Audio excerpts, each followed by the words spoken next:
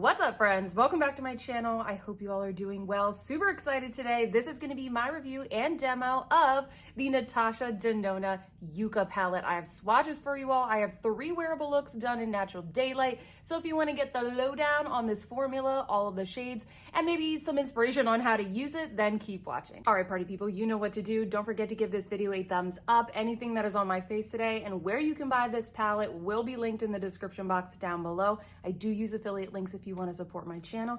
And if you are new to the channel, welcome. My name is Sophia and I am completely obsessed with makeup, specifically that in the luxury and kind of higher end categories. We cover a lot of Natasha Denona, Pat McGrath, Sephora brands on this channel, as well as Tom Ford, Chanel, higher end brands as well. And I upload videos every single week. So if that is your jam, hit that subscribe button to join our fam. And without further ado, let's get into the Natasha Denona Yucca palette. This is her latest release for summer 2023. And this is in the midi size. If you're familiar with Natasha Denona palettes, you will know this is kind of what I think is the most popular size. It retails for $69. It's a good mid size, not too big, not too bulky, but certainly you're getting a lot more colors to play with than some of her mini palettes. This is made in Italy. It has a 24-month shelf life. And on the Natasha Denona website, it is described as the perfect balance of green-brown hues for earthy, everyday, or shimmering statement summer looks. So this, I would definitely agree with that. This looks incredibly earthy. If you are new here, I love warm tones. So as soon as I saw this, I was instantly drawn to it. It is a very warm tone palette. I'm going to show you some swatches in just a second, but just to kind of give you an overview here, we do have a variety of shimmers. We have more mattes than we do shimmers, and most of them are warm tone. Most of them are kind of mustard leaning, yellow leaning, have sort of green undertones. It's a very mustardy, olivey palette. Some would say kind of going along with that grungy trend. I am going to show you the swatches right now that I've taken in daylight. If you are new here, I don't usually do the swatches in order. I usually like to group them by either finish or color family. So first off, I want to show you here the beautiful high shine shimmer shade. So first we have the shade Plantasia. This is a sparkling foiled green and bronzy rosewood duochrome. This color is absolutely insane. I can't wait to show you the demo. Next up, we have Komorebi, a sparkling foiled mustard gold. And I looked this up. This actually is the Japanese word for sunlight. So that kind of makes sense. It's sort of a very sparkling, shiny gold. Then we have Elysian. This is a sparkling foiled medium taupe. It's one of the only cool tone shades in the palette. Then we have the shade Ray, which is a metallic green gold. This is a softer, smoother metallic compared to the rest, which are very foily, very high shine. And then we have, I hope I'm pronouncing these correctly, Makia. This is described as a sparkling foiled medium golden olive. Next, we have the mattes. I tried to split these up first into the more neutral, kind of brown leaning mattes, and then into more of like the pops of color. This whole palette in general, it's pretty neutral, but it's neutral in kind of a colorful way. So let me show you the more brownie tone mattes first. First up, we have Acacia, which is a matte golden olive. Then we have the shade Valley, which is a matte dusty mustard brown. Then we have Flax, which is a matte dark brown. And then we have Ixia, I think I'm pronouncing that correctly, and that is a matte burnt caramel. And that is actually a type of lily that it looks like it comes in a bunch of different colors, but one of them is the color of this shade, kind of like a burnt orangey type of tone. So you do have some more neutral brownie tones that you can use to build more, I guess you could say, traditionally neutral looks with this palette. And then finally, as promised, these are the rest of the mattes, the ones that have a little bit more interest, a little bit more color to them. First off, we have Calathea. This is described as a matte medium dark olive green. This is a cream to powder formula, so you're going to notice in the demo it has a softer quality to it. It is a deep shade, but because it's that cream to powder, it gives you the ability to sort of soften it out and use it to blend out other shades. Next up, we have the shade Camu Camu. This is a matte, vibrant lime. I looked this up. This is actually a type of berry, a sour berry. And when you cut into it, it is this kind of bright, yellowy shade. I think that's where she's getting this from. Correct me if I'm wrong, friends. I tried to do my research before doing this video. Next, we have the shade Tipu. This is a matte dusty mustard green. I think this is the name of a tree, and it has kind of like these mustardy color flowers to it. Next, we have the shade Citrine, and this is a matte medium mustard yellow. Then we have Fushi, which is a matte light medium mustard yellow. I checked, and in Japanese, this actually means perpetual youth and longevity. And this is also a cream to powder, just like Calathea. And then finally, we have the shade Willow. This is described as a matte medium dark teal green. So those are all the shades, friends. You have 5 shimmers, and then you have a pretty good selection of both neutral and also colorful mattes. And then we've got the 2 shades right here that are those cream to powder mattes that are good for kind of like softer looks and blending. Now we're gonna get into the demos. I have 3 looks that I'm super excited to show you guys. Timestamps will be down below. The first look is gonna be more on kind of like the neutral side, what I would consider neutral, more like a soft day look. The second look is gonna be a bolder, more colorful look using some of the more interesting shades in the palette. And then the final look is the one that I'm wearing today, which I'm calling the more neutral glam look. So let's get into the demo so I can show you guys how I got these beautiful looks. Look number 1, when I asked you all what kind of looks do you want to see with this palette, a lot of you said, I just want to find a way to create more softer wearable looks with some of these shades. And so that's what this look is going to be. So the first shade that I dipped into is called Tipu. This is that dusty olive sort of medium toned matte. I didn't want to go too dark with the first shade. It blended very, very well. I was very impressed with the quality of this one, and it just serves as a really good base for the amazing shimmer that we're going to go into next. So the next shade I used was Plantasia. I just went for it, friends. If you are going to do a simple look, this is the shade that really just creates the entire look for you with very little effort. This is that super high shine, foily, kind of slightly duochrome shade that's in the palette. I will say you kind of need to be careful because you can get fallout while applying this. I was very careful, and I actually got 0 fallout. I couldn't believe how beautiful, oh God, just the shine from this is absolutely stunning. I think that this is my favorite shade in the palette, but you do need to be careful because this one is a little bit chunkier than some of the other shimmers. Next, I went in with the shade Ray, and I applied this to the inner corner and the lower lash line. I kind of touched upon this before when we looked at the swatches, but this is the one metallic in the palette that is not as high shine, not as foily, not as prone to getting fallout onto your cheeks. It is smoother, it is lighter, it is softer. It's really the only soft metallic shade that's in the palette, which makes it super duper good for an inner corner highlight, and also going along the lower lash line where you might have a little bit more sensitivity, and once again where things can get maybe a little bit messier. This is our softer look, so I'm only going in with 1 more shade, and so I dipped into Valley, and I used that just to define the outer corner. This is a more neutral shade, so it's going to keep the entire look more neutral, not as mustardy as some of the other shades that are in the palette. And then finally, friends, I applied some mascara, and this is look number 1, our softer look. I feel like I could wear this to work. I feel like I could pretty much wear this at any point throughout the week. It was super easy to do. We only used a couple of shades, and the only thing that you have to worry about is just being a little bit careful with the Plantasia color, tapping off your brush so that it doesn't make a big mess. But you know what, friends? I was so thrilled with the way that this looks. Comment down below and let me know what you think of look number 1. On to look number 2, which is the more colorful look. I need to show you guys how to use the other shades in the palette. So actually, the first thing that I did is that I applied a little bit of green pencil liner. I didn't pick up the liners that Natasha launched as a part of this collection because I already have a bunch that are in my collection. So this one is from Chanel. I can link the shade down below. But I see Natasha Denona do this in a lot of her tutorials. She'll go in with the liner and then she will use the shadows to blend it out. But the next thing that I did after applying the liner is I went in with the shade Calathea. This is that beautiful cream to powder, deep forest green. Like I said before, these are softer, so they're really good for blending out liners, blending out other shades. If you just want a softer look in general, these are great. If you want a more sultry, smudgy look, these are the types of powders that you want to use. Next, I dipped into the shade Citrine and I blended this all over the lid. I also used that shade to kind of blend out the green that I had already applied. I should probably mention also, friends, this is the kind of look that's gonna look really, really ugly until it looks good. It's all about layering, it's all about blending, but not layering so much that the colors get super muddy and poopy. So let me show you what I do next. So next, speaking of layering, I go in with the shade Macchia. This is that high foiled shade that has a little bit of a green shift to it. So I thought it'd be really nice to pair with the mustards and the greens. It's so, so beautiful. I like that cool green shift. I like that we have more than just completely, you know, gold shimmers in this palette. And then next up, I went in with the shade Camu Camu, and I used that to brighten up the inner corner. The pigmentation of this shade, it's extremely impressive. I was thinking that this was gonna look a little bit more like a pastel. This is not like the shades in the pastel palette. This has bright pigmentation. It's almost borderline neon.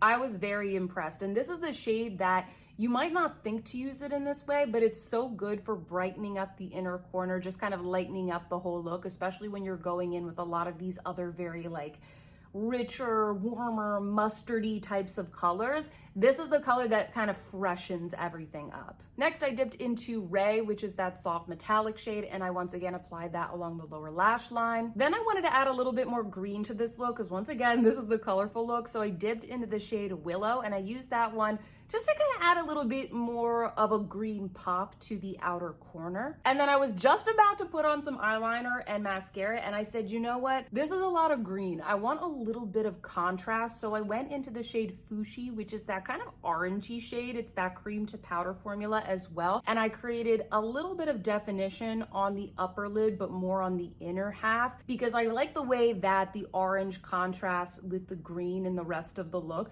just to add, you know, a little something, a little pop of orange. Then I applied some brown liquid liner, some mascara, and this is look number 2. This is certainly, you know, like I said, this is the more colorful look. It's neutral in the sense that it's not super colorful and bright. It's more of like a grungy colorful look, but I think it came out pretty cool, and I definitely would wear this out to dinner, for a night out, something like that. So comment down below and let me know how you think I did with the colors in this palette. What do you think of look number 2? And lastly, friends, we have look number 3, which is the look that I am wearing today in this part of the video.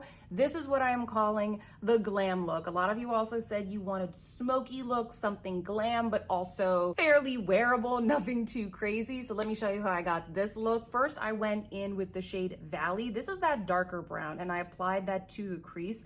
I wanted to just right off the bat start off with a darker color. I also didn't want anything that was going to be too mustardy, because my goal for this look was to make it a little bit more neutral for those of you out there who are worried that these colors, they're too puce, they're too mustardy for you. So you'll see how I get this. And so the next thing that I did to achieve that is I went in with the one cool tone shimmer that we have in the palette, which is Elysian. And this, it's, once again, all of the shimmers in this palette are absolutely spectacular. And this has such a beautiful taupey platinum type of character to it. I love the juxtaposition of this up against a lot of the other colors that are in this palette. And it doesn't make the eyes look too heavy, because it has a little bit of brightness to it as well. Next up, I went into the shade Flax, which is that deeper, darker, more cocoa brown. And I used this kind of like a liner, building up some smudginess along the lash line, adding a little bit of sultriness and grunge, and then I also winged that shade out just a little bit. Then I went back into the shade Valley. I wanted to further define the crease along the upper lid.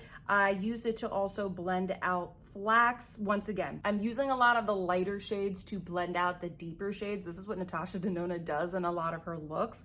So I'm kind of using some of her techniques here, and I also used it to just define the eye into a little bit more of a winged shape. Then I went into the shade Komarebi, which is that beautiful sunlight gold, and I popped that in the inner corner just to brighten everything up. Then I applied some brown pencil liner and I winged it out a little bit. And then finally, my final idea for this was I wanted to have a tiny little pop of green, nothing too crazy, something that still looked fairly neutral. And so I went into that deep cream to powder green Calathea, and I used that shade to smudge out the liner that I had just done. And it's very, very subtle. I don't know if it's coming across super well on camera, but it just adds a little bit of forest green to the outer corner. So we've got the brown, we've got that platinum color, we have the green, and then in the center of the eye, we have that beautiful bright pop of sunlight gold. And friends, this is look number 3, the glam look. Comment down below. Let me know how you think I did with these looks. Let me know if these are looks that you would wear. Do you think that you could recreate these? And also, of course, which look was your favorite? All right, friends, I hope that those demos were helpful. Now I want to share my final thoughts about this palette. Is it good? Do I like the formula? Do I like the color story? Who is this for? In general, I really like this palette. The formulas are awesome. So we can kind of just get that out of the way, maybe talk a little bit more about the color story, because everything in here, at least for me, blended out beautifully. I love the shimmers. I love the textures. I like that there's not too many cream to powders, but we have 2 to work with there. I do enjoy the balance. I'll chat a little bit more about, some things that I would do to improve the palette in just a second. But in general, the formula is really great. I don't think I have anything like this necessarily in my collection. I don't think it's going to be for everybody. It is a neutral palette, but it's neutral in a more interesting way, something that you might not already have in your collection. A lot of you guys said this gave you subculture vibes. It's definitely going on that kind of grungy glam trend that we've been getting this year. We did see these green colors pretty popular towards the end of last year, and I know that pink is trending a lot right now, but I still think a lot of people really do like green tones. When I saw this, actually, I first thought, I'm going to show you an example here of the Metropolis palette, because this palette actually does have a lot of really beautiful warm tones in it, and it also has some of those grungy tones as well. There's just more shades in this palette, so you also have blues, you also have reds, you also have browns, but there's some similarities there for sure. This is actually my favorite Natasha Denona palette of all time, so you can kind of tell why I might enjoy this one as well. If you already have Metropolis, I don't really think you need this one. I think you can get some similar looks if you only have Metropolis. I also want to show you guys right here, this is the Natasha Denona green brown palette. These palettes are so good. The quality is amazing. And I actually think that these are less similar. I think this is a little bit closer to some of the shades we see in Metropolis. These shadows, they are just softer. You're getting way more shimmers here, whereas with the Yucca palette, you're getting a lot more mattes for sort of the building blocks of your look. A lot of you did tell me that you thought that this looked a little bit more like a fall palette as opposed to a summer palette. I can totally see that. I kind of agree with you, but also this is giving me like desert vibes, outdoors, earthy. We have the browns, we have the greens. I actually think that it works for summer as well. I think it just depends on the types of tones that you like to wear season to season. We're not gonna get a palette like this from Natasha Denona in the fall, and the reason for that is because that is when all of the holiday releases come out, and holiday releases like the My Dream palette, for example, those are going to be the more wearable releases. I really do appreciate that Natasha Denona is still releasing, at least once a year, twice a year, palettes that have a little bit more intrigue and differentiation to them. For example, we had the pastel palette last year. We also recently got the retro glam palette. We've gotten Suqqu Loco. So you know what? Totally understandable if you're not really into this color story. This is not going to be for everybody. I think that this is going to look absolutely stunning on those of you who have more golden undertones, olive undertones. Maybe you're a little bit tanner than me. Maybe you have a deeper skin tone. I think that this is going to be an amazing palette, especially for summer. I can't wait to watch more reviews of more people creating looks with this.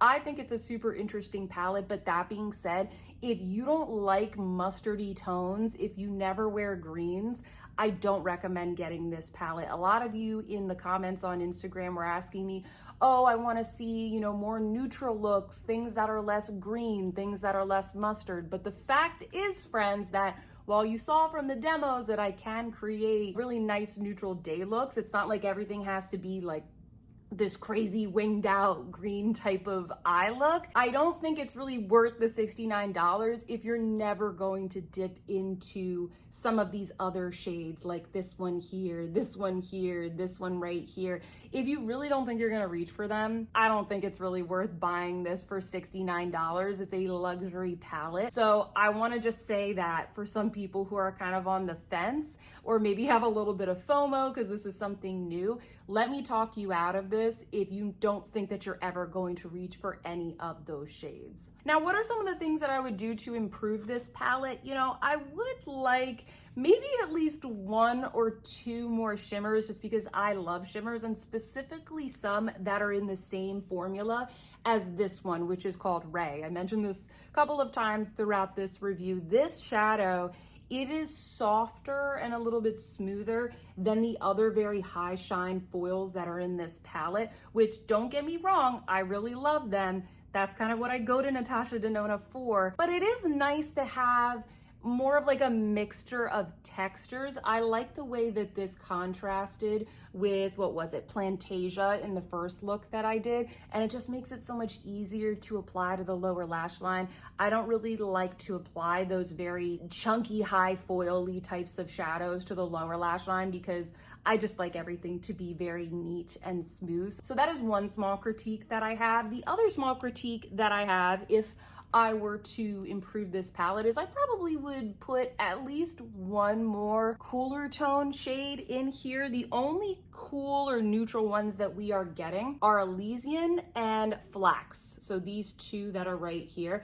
they pair perfectly together. You guys can see on the look that I have today, they go well. So you do have options, but I kind of wish that I had at least maybe 1 more kind of neutral to cooler tone shimmer, or another cooler neutral tone matte, because this one right here, which is Valley, it works pretty well for this look, but it still leans a little bit warm. So yeah, this palette is primarily warm tones, so if you never really reach for that kind of stuff, I don't think that you're really going to enjoy this. But all in all, friends, I really like this. I don't have anything in my collection like this other than maybe the Metropolis palette. Comment down below if you can think of anything that is quite similar to this color story. I can definitely see myself using this throughout the summer and also in the fall and winter time. So those are my thoughts. Really great quality, really interesting color story. I didn't notice anything getting like particularly muddy or poopy on my skin. I think you just need to be careful about, you know, when you layer these shadows together, being very specific about where you're placing them so that you're not blending